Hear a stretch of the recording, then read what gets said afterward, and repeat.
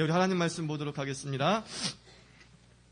하나님 말씀은 로마서 5장 1절로 11절까지의 말씀입니다. 로마서 5장 1절부터 11절까지의 말씀. 제가 가진 성경책 245쪽 로마서 5장 1절부터 11절까지의 말씀입니다. 교독합니다. 제가 먼저 읽겠습니다. 그러므로 우리가 믿음으로 의롭다 하심을 얻었은즉 우리 주 예수 그리스도로 말미암아 하나님으로 더불어 화평을 누리자.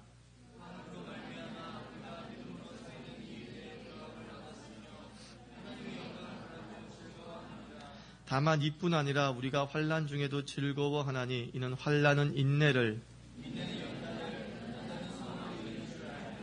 소망이 부끄럽게 아니함은 우리에게 주신 성령으로 말미암아 하나님의 사랑이 우리 마음에 부은 바 됨이니,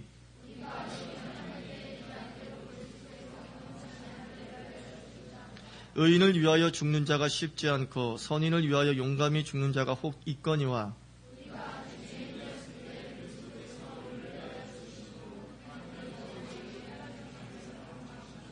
그러면 이제 우리가 그 피를 인하여 의롭다 하심을 얻었은즉 더욱 그로 말미암아 진노하심에서 구원을 얻을 것이니,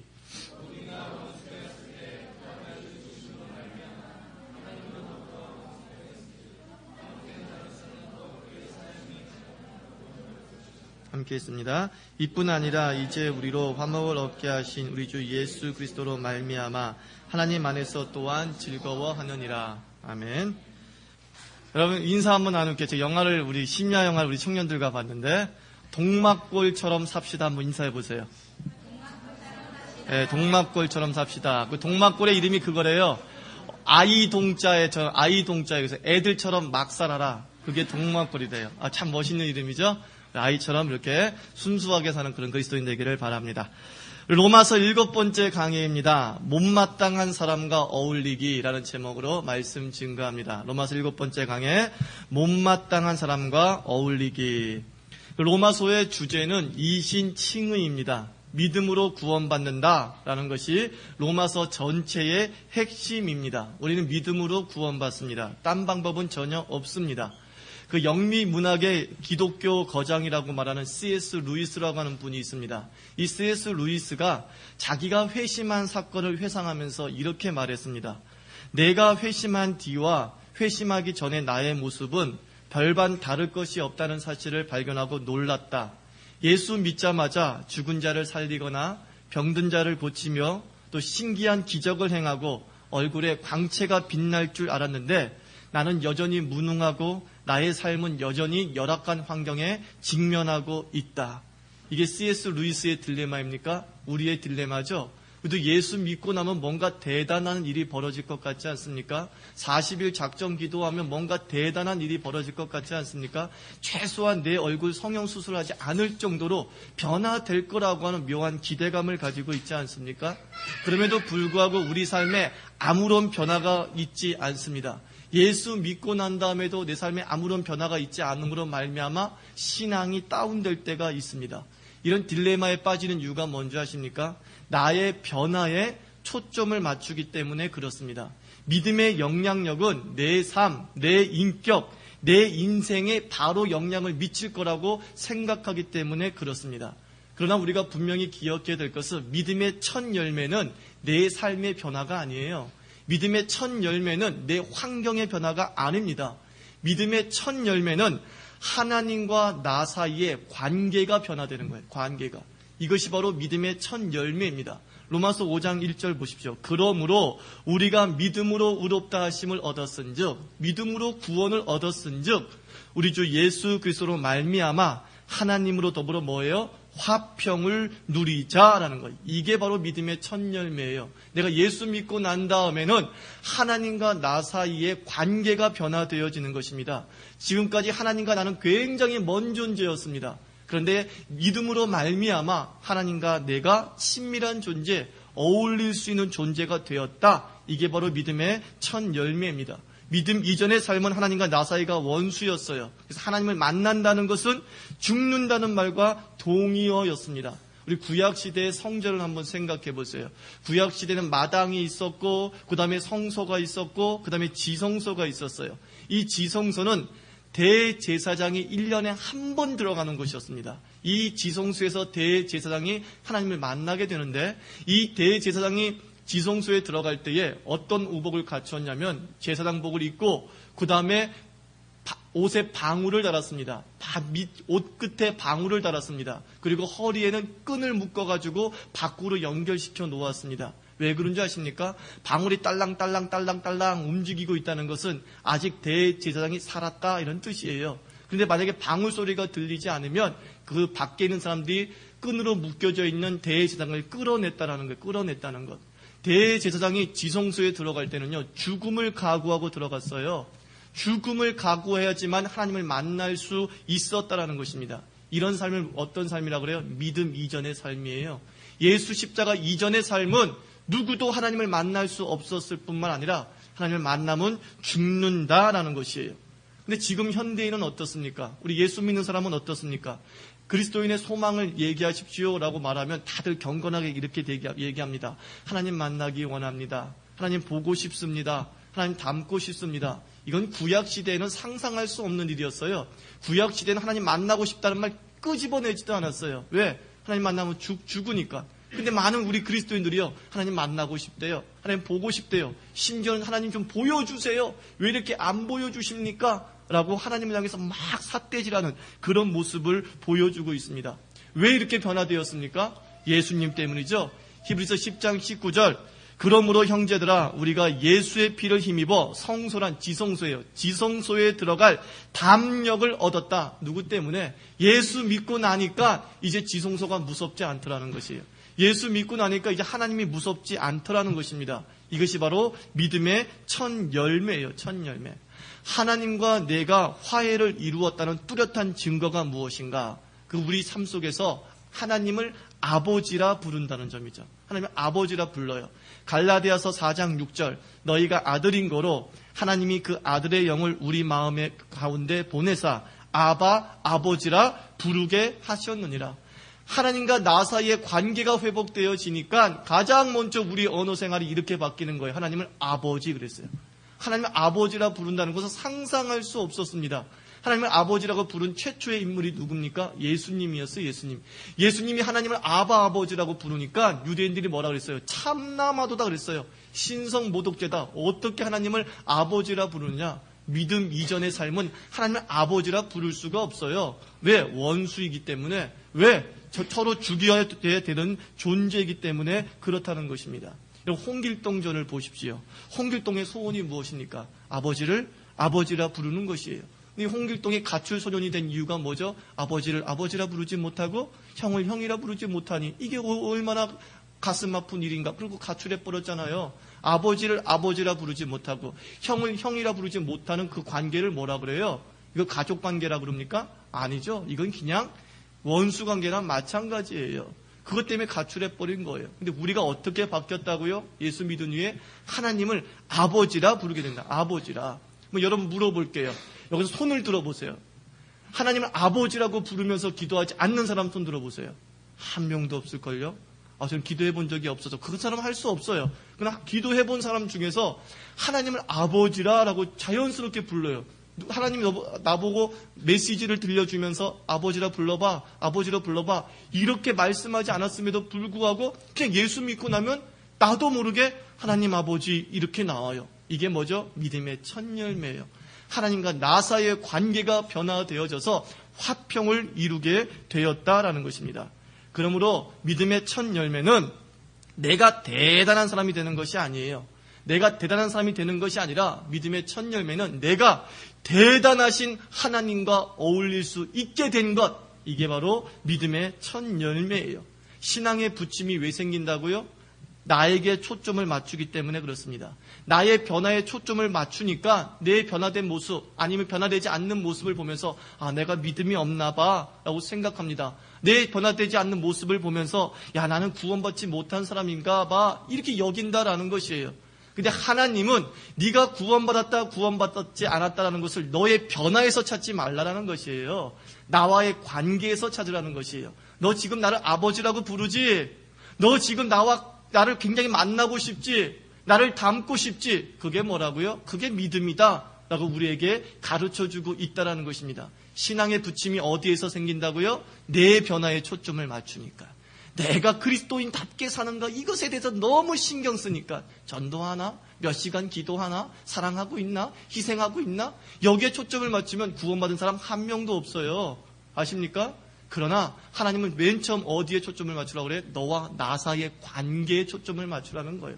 대체 너와 나 사이는 어떤 관계가 되었니? 바로 화평을 이루는 관계, 보고 싶고 만나고 싶은 관계가 되지 않았니? 그러므로 너희는 믿음의 사람이야 라고 말씀하고 있다라는 것입니다. 우리 신앙의 기초로 한번 돌아가 봅시다. 그렇다고 하면 하나님과 나 사이의 화평은 어떻게 이루어졌대요? 어떻게 이루어졌대요? 한번 상상해 보세요. 제가 그저께 수련회 돌아온 다음에 케이블 TV를 보니까 주목이 운다라는 그런 프로그램이 있더라고요.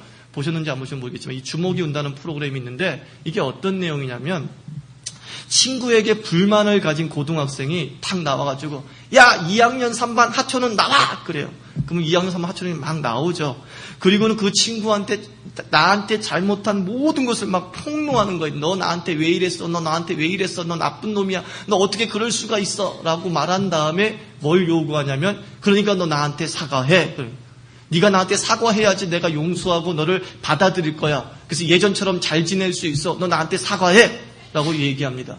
저는 그 프로그램을 보면서 이게 바로 세상의 논리구나라는 것을 깨달았어요.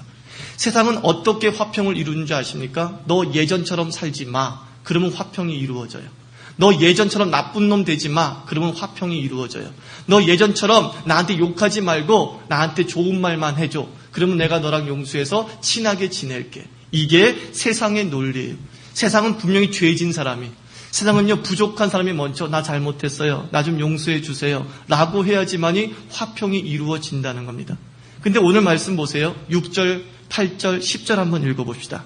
6절 우리가 아직 연약할 때에 기약대로 그리스도께서 경건치 않은 자를 위하여 죽으셨도다. 8절 우리가 아직 죄인 되었을 때에 그리스도께서 우리를 위하여 죽으심으로 하나님께서 우리에게 대한 자기의 사랑을 확증하셨느니라. 10절 곧 우리가 원수 되었을 때에 그 아들의 죽으심으로 말미암아 하나님으로 더불어 화목되었은즉.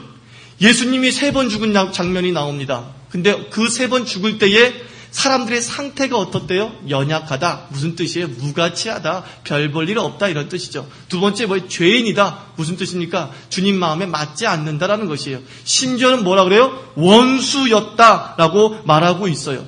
우리가 연약했을 때, 우리가 죄인이었을 때, 우리가 원수였을 때 변화된 게 하나도 없습니다. 내가 다시는 하나님처럼 제대로 살겠습니다라고 결심한 것도 없습니다. 그때 예수님께서 십자가의 죽으심으로 말미암아 무엇을 이루었어요? 화평을 이루었다라는 거예요. 연약, 죄인, 원수 이것을 현대용어로 표현하면 뭔지 아십니까? 못마땅한 모습이에요. 도저히 하나님 입장에서는 못마땅한 모습이에요. 연약하고 죄인이고 원수 이건 도저히 못마땅해. 화해하고 싶지 않은 그런 모습일 때에 하나님께서 예수님의 십자가를 통해서 손을 내미셨다라는 것이에요. 한쪽은 못마땅합니다. 그러나 한쪽이 일방적으로 용서하고 이해할 때에 진정한 화평이 이루어진다. 이게 성경적 관점이에요. 성경은 못마땅한 사람이 마땅한 사람으로 변화될 때에 화평이 이루어진다라고 말하지 아니하고 못마땅하다. 근데 못마땅하지만 손 내밀고 너 우리 사람이야 라고 말할 때에 진정한 크리스천의 평화가 이루어진다라는 것입니다. 세상 논리에 빠지지 마세요. 주먹이 운다의 논리에 빠지지 마세요. 너 나쁜 놈이야. 너 나한테 사과해. 그럼 내가 용서할게. 너랑 친하게 지낼게. 이건 세상의 논리다라는 것입니다. 그러므로 인간관계도 그대로 적용할 수 있죠. 세상에 완벽한 사람 한 명도 없습니다. 내 마음에 딱 맞게 행동하는 사람은 한 명도 없습니다. 내 마음에 맞는 사람보다는 못마땅한 사람이 더 많습니다. 만약에 내 마음에 딱 맞는 사람과만 사귀겠다고 한다면요, 평생 한 명도 사귀지 못할 것입니다. 친구 많은 사람의 특징이 뭐예요? 친구 많은 사람은요, 못마땅한 사람을 수용하는 사람이에요. 못마땅한 사람을 이해합니다. 관계가 넓어지는 비결은 나와 다른 사람에 대한 포용성이에요. 못마땅한 사람을 포용한 사람이 친구가 많아지는 것입니다. 그러나 못마땅한 사람은 절대 용납하지 않을 거야 라고 한다면 그 사람 평생 스스로 고립되어져서 스스로 왕따의 신세를 질 수밖에 없어요. 왜? 하나님은 이 세상에서 똑같은 사람을 만들지 않았거든요. 나와 똑같은 사람은 한 명도 없습니다. 그 말은 무슨 뜻입니까? 못마땅한 사람 투성이라는 것이에요. 죄인이요, 원수요, 연약한 자요. 다 못마땅해요. 그 못마땅한 사람 수용하지 않으면 나는 평생 고립돼서 살 수밖에 없다라는 것입니다. 여러분 예수 믿고 있습니까? 예수 믿고 있다고 한다면 못마땅한 사람과 어울리는 거예요. 아시겠습니까? 내 마음에 맞지 않고 스타일에 맞지 않은 사람 수용하고 같이 걸어가는 겁니다. 이걸 뭐라고 그래요? 이걸 믿음이라고 얘기하는 거예요. 멀리서 찾지 말라는 것입니다. 교회도 마찬가지예요. 교회가 하는 일이 인간이 하는 일이기 때문에 허점이 있습니다. 못마땅한 부분이 있습니다. 근데 그 못마땅한 부분 때문에 불평하게 된다면요, 그 사람은 평생 교회에 뿌리를 내리지 못합니다. 그 영국의 위대한 부흥사였던 스펄전 목사님에게 어떤 청년이 찾아왔어요. 스펄전 목사님, 저는 천국과 같은 교회를 다니고 싶어요. 좀 천국과 같은 교회를 소개시켜 주세요 라고 말합니다. 그때 스펄전 목사님이 우리 교회는 천국과 같은 교회가 아닌데, 내가 알고 있는 천국과 같은 교회는 없는데, 만약에 젊은이 당신이 천국과 같은 교회를 찾게 된다면 반드시 나한테 와서 얘기 좀 해주게 부탁을 했습니다. 근데 이 청년이 몇 달 뒤에 찾아와가지고 스펄전 목사님 내가 드디어 천국과 같은 교회를 찾았어요. 그래서 너무 뛸 듯이 기뻐하는 거예요. 그때 스펄전 목사님이 젊은이를 딱 앉혀놓고 이렇게 부탁하더라는 거예요. 이봐 젊은이, 한 가지 부탁이 있네. 자네는 절대로 그 천국과 같은 교회 가지 말게. 자네가 그 교회에 가는 순간 그 교회는 더 이상 천국 같은 교회가 아닐세. 무슨 뜻인지 아십니까? 못마땅한 교회는 내가 만든다라는 것이에요. 내가 못마땅한 교회를 만드는 건데 다른 사람이 못마땅한 교회를 만든다라고 착각하고 있더라는 것입니다. 참 지혜로운 말 아닙니까? 자네가 감으로 말미암아 이 교회는 못마땅한 교회가 되네. 그리고 그 사람 스스로가 말이죠, 내가 이 교회에 부족한 존재다라고 생각하면요, 교회가 건강해지는 것입니다. 인간관계에서, 교회에서 적응하는 문제도 못마땅한 부분에 대해서 어울릴 줄 알고 수용할 줄 알면 그 교회는 건강한 교회, 그 성도는 건강한 성도가 될 수 있습니다. 이런 말이 있지 않습니까? 지옥에는 화평이 없다. 지옥에는 화평이 없대요. 지옥에는 어울림이 없다, 이런 뜻이에요. 절대 어울리지 않습니다. 지옥에는요, 자기 혼자 잘났고 자기 혼자 똑똑하고 그게 뭐예요? 그게 지옥이다라는 것이에요. 왜 화평이 없습니까? 못마땅한 사람을 받아들이지 못하니까 화평이 없는 거예요. 그러니까 지옥 만드는 방법 굉장히 쉽죠. 못마땅한 거 받아들이지 않으면 지옥 되는 거예요. 내 남편의 못마땅한 부분 받아들이지 않고 내 자녀의 못마땅한 부분 전혀 받아들이지 않으면 그 지옥 되는 겁니다. 지옥. 그러나 남편의 못마땅한 부분, 내 안에 못마땅한 부분 받아들이기 시작할 때부터 그 가정이 뭐가 됩니까? 천국이 되는 거예요. 천국이 되는 거. 지옥 만드는 인생 되는 것이 아니라 천국 만든 인생이 되기를 바랍니다. 못마땅한 사람이 변화될 때까지 기다리지 말고 못마땅한 사람 그 자신에게 다가가라는 것이에요. 손 내미십시오. 그러면 천국을 맛보게 될 것입니다. 믿음 이후의 첫 번째 열매가 뭐라고요? 화평. 못마땅한 사람과 어울릴 수 있는 능력이 생기는 것, 이것이 바로 믿음 이후의 첫 열매예요. 또 믿음 이후의 삶의 두 번째 특징이 뭐냐? 즐거움의 내용이 바뀌기 시작합니다. 2절 보세요. 또한 그로 말미암아 우리가 믿음으로 서 있는 이 은혜에 들어감을 얻었으며 하나님의 영광을 바라고 즐거워하느니라 그랬습니다. 무엇을 즐거워해요?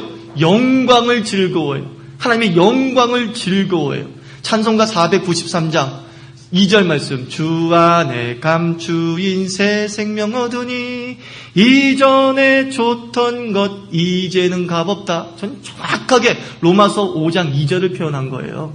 이전에 즐겁던 것 이제는 값없어져 버려요. 예전에는요, 놀고 떠드는 것이 너무나 좋았는데 지금은 예배드리는 것이 좋다. 이렇게 바뀐다라는 것이에요. 이번에 우리 수련회 특징이 선교 수련회 아닙니까? 선교 수련회. 수련회 형식과 선교가 함께 갔어요. 그 수련회 기간 이틀 동안은 레크레이션 위주의 프로그램이었어요. 근데 참 이상합니다. 그 레크레이션 위주의 프로그램을 하는 이틀 동안 말이죠, 모든 성도가 지쳐 있었어요. 피곤해하고 그냥 그 순간만 반짝하고 그냥 들어가서 잠만 자려고 하고 밥도 잘 안 먹으려고 하고 얼굴도 막 굳어 있고 그랬거든요. 근데 성경 통독 끝나고 성경 통독 프로그램하고 마지막 날 전도하러 나간 다음에는요, 얼굴이 팔팔해요. 막. 얼굴에 막 생기가 넘쳐요. 생기가 넘쳐. 저는 그것을 보면서 느꼈어요. 우리 예수삼일 교인들은 진짜 크리스찬이구나. 무엇을 즐거워하는지 아는 존재구나. 그냥 레크레이션에서는 흥미를 못 느끼고, 그 전도가 얼마나 힘듭니까? 8시간 동안 교회 못 들어오고 막 영월 시내 돌아다니는 것, 그리고 주먹밥 3개 줬습니다. 3개. 3개 딱 그 비닐봉지에 싸서 보내서, 이게 그지지? 이게 어떻게 전도입니까? 그런데도요, 돌아올 때 막 간증하고 너무 좋았어요. 너무 즐거웠어요. 라고 하는 모습을 볼 때, 이게 믿음이구나. 믿음은 이거예요. 우리의 즐거움의 내용을 바꾼다라는 것입니다. 예수 믿기 전에 낚시가 좋았습니다. 골프가 좋았습니다. 클럽에 가면 그렇게 즐겁게 춤췄습니다. 그런데 예수 믿고 나니까 이제는 예배 드리는 것이 즐겁다라는 것이에요. 여자들은 쇼핑이 얼마나 즐겁습니까? 드라마 보는 게 얼마나 즐겁습니까? 근데 예수 믿고 난 다음에 그 드라마 볼 시간에 가정 예배 드리는 것이 더 즐거워졌어요. 이게 바로 믿음 이후의 삶의 변화다라는 것입니다. 예수 믿고 나니까 이전에 줬던 것들이 시들해지고 교회를 즐기는 사람이 되는 거예요. 교회를 즐기는 사람. 제 소원이 뭔지 아십니까? 우리 청년들하고 그런 얘기했어요. 우리 교회는 매일 성도들로 그냥 북적댔으면 좋겠다. 월요일부터 주일까지 계속 성도들이 왔다 갔다 하면서 밥도 해먹고 놀기도 하고 교회에서 대화도 나누고 또 그냥 심심하면 가서 기도도 하고 하는 그런 모습이 있었으면 좋겠다라고 내가 말씀을 드렸어요. 왜냐하면 그게 정말 올바로 된 교인이거든요. 교회를 즐기는 것. 근데 많은 우리 현대 부모님들은요, 교회를 즐기는 자녀들을 방해해요. 넌 매번 교회 가가지고 뭐 할 거냐? 이러면서 너 이제 주일만 교회 가. 라고 얘기합니다. 그러면요, 그 사람은 어떻게 되죠? 그 사람은 즐거움의 내용이 이제 쾌락으로 빠지는 거예요. 여러분의 자녀가 쾌락에 빠지는 자가 되기를 원합니까? 사명에 빠지는 자가 되기를 원합니까? 교회 안 가면요, 인간의 죄성은 쾌락으로 달려가게 되어 있습니다. 교회 안 가면요, 여러분이 자녀를 갖다가 졸졸졸졸 쫓아다니지 않는 한 그 친구는 반드시 놀고 먹고 즐기는 쪽으로 빠지게 되어 있어요. 그런데 우리는 교회 가는 게 자기 자녀를 지키는 방법인데, 교회 가는 것이 그 아이를 건강하게 지키는 방법인데, 우리 부모가 쌍수를 들고서 너 매일매일 가지 마. 그냥 주일날만 딱 1시간 예배 드리고 와. 라고 얘기한다고요. 이거 잘못된 교육 방법입니다. 믿음은 뭡니까? 즐거움의 내용이 바뀌는데, 내 자녀가 그렇게 즐거움의 내용이 바뀌었다면 박수를 쳐야죠. 박수를 쳐야죠. 교회 즐기는 사람 치고 망하는 사람 없어요. 하천원 목사 교회를 즐겼던 사람입니다. 저는 정말 방학만 되면, 대학 때도 방학만 되면 말이죠, 7월부터 8월 말까지 쉰 적이 없어요. 유치부 수련회, 초등학교 수련회, 중고등부 수련회, 그 다음에 마지막으로 청년회 수련회. 그러다 보면 한 달 다 가버려요. 한 달 다 가버려요. 그러나 제가 그렇게 공부 못한 사람은 아닙니다. 제가 수학을 못했다고 그렇게 얘기하지만 그래도 여러분만큼은 합니다. 못한 사람은 아닙니다. 4년제 대학 들어갔고요. 다 됐어요. 영어도 조금 할 줄 압니다. 조금 할 줄 압니다. ABCD, EFG 다 할 줄 압니다. 그게 뭐예요? 교회를 즐겼다고 해서 우리 삶에 피해가 있는 것이 아니다라는 것입니다. 믿음의 첫 번째, 두 번째가 뭐라고요? 즐거움의 내용이 바뀌어요. 그럼 믿음 이후의 세 번째 특징이 뭔지 아십니까? 인생을 보는 눈이 달라집니다. 3절 보세요. 다만 이뿐 아니라 우리가 환난 중에도 즐거워하나니 이는 환난은 인내를, 인내는 연단을, 연단은 소망을 이루는 줄 알미로다. 예수 믿기 전에는 환난이 원망의 이유였어요. 환난은 환난 그 이상의 가치가 없었습니다. 절대 없어야 될 악이 환난이었어요. 근데 예수 믿고 나니까 환난을 지금 뭐라고 해석하고 있어요? 소망이다, 이렇게 해석하고 있다라는 것입니다. 신앙이 뭔지 아십니까? 신앙은 해석의 싸움이에요. 해석의 싸움. 믿음은 신자로 하여금 세상을 다르게 보게 만드는 것입니다. 불신자들은 환난은 환난일 뿐이야. 더 이상 가치가 없어. 이것이 나를 더 강하게 만들고 뭐 더 유익하게 만들고 생각하지도 않는다는 것입니다. 근데 믿음이 들어가니까 세상이 좀 다르게 보이기 시작하는 거예요. 성공도 다르게 보이고 환난도 다르게 보이기 시작하더라는 것입니다. 우리 손양은 목사님의 기도 제목 잘 알고 있죠. 손양은 목사님이 그 좌익 세력에 의해서 자기 큰아들과 둘째 아들이 죽임을 당했잖아요. 원수 중에 원수 아닙니까? 근데 그 자기 아들이 좌익 세력에 의해서 죽임을 당한 뒤에 장례식 때 손양은 목사님이 아버지로서 이런 기도 제목을 많은 사람 앞에서 드렸어요. 9가지 기도 제목 있죠. 첫째, 나 같은 죄인의 혈통에서 순교의 자식들을 나오게 하였으니 감사합니다. 또 네 번째, 한 아들의 순교도 귀한데 하물며 두 아들의 순교라니 하나님 너무 감사합니다. 여섯째, 미국 유학 가려고 준비하던 내 아들, 미국보다 더 좋은 천국 갔으니 내 마음이 안심되어 하나님 감사합니다. 일곱 번째, 내 사랑하는 두 아들을 총살시켜서 원수를 회개시키고 내 아들로 삼게 만드셨으니 감사합니다. 이게 불신자들은 이렇게 못해요. 불신자들은 엉엉엉엉 울죠. 내 팔자야, 내 팔자야. 내가 무슨 기구한 운명을 태어나서 이 두 명의 아들을 갖다가 죽임을 당한단 말인가. 이거 내 기구한 팔자야. 해석 못합니다. 근데 믿음이 들어가니까 믿음이 이렇게 해석을 만들어요. 인생에 대한 새로운 시각을 갖게 만든다라는 것입니다. 얼마나 영광스럽습니까? 여러분 삶에서 말이죠. 어려운 일이 있습니까? 여러분 삶에서 고통스러운 일이 있습니까? 해석을 잘하세요. 해석을 잘하면 그 해석에 따라서 우리 인생이 새롭게 다가서게 된다라는 것입니다. 이것이 바로 믿음의 열매예요. 열매. 말씀을 맺겠습니다. 믿음의 열매는 내 삶에 초점을 맞추지 마시고요. 첫 번째가 뭐라고요? 하나님과의 관계에 초점을 맞추십시오. 못마땅한 내가 하나님에게 마땅한 존재가 되었다. 이게 바로 믿음의 가장 중요한 열매입니다. 하나님을 닮고 싶고 하나님을 보고 싶다라고 말하는 열망이 생겼다. 이게 바로 믿음의 가장 중요한 열매입니다. 그리고서는 이전에 값없던 것, 이제는 값이 있게 되었다라고 하는 것, 세상을 보는 가치가 달라지는 것, 이게 바로 믿음의 변화입니다. 이 변화가 저와 여러분의 것이 될 것입니다가 아니라 저와 여러분의 것입니다. 누리시는 성도 되기를 주님의 이름으로 축원합니다. 기도하겠습니다. 하나님 아버지 감사합니다. 하나님과 나와의 관계가 이렇게 좋아진 건 너무나 감사를 드립니다. 이제 하나님과의 관계, 하나님 만나고 닮아가는 게 곧 믿음의 열매임을 생각하니 이제 내가 흔들리지 않겠습니다. 내가 구원받았는가 안 받았는가 더 이상 흔들리지 아니하고 이제 이것을 즐기겠습니다라고 기도하시고, 또 하나님 아버지 못마땅한 사람들이 있었습니다. 잘 수용하고 받아들일 수 있도록 도와주셔서 내가 서 있는 것을 천국으로 만들게 하여 주시옵소서. 함께 합심해서 기도드리겠습니다.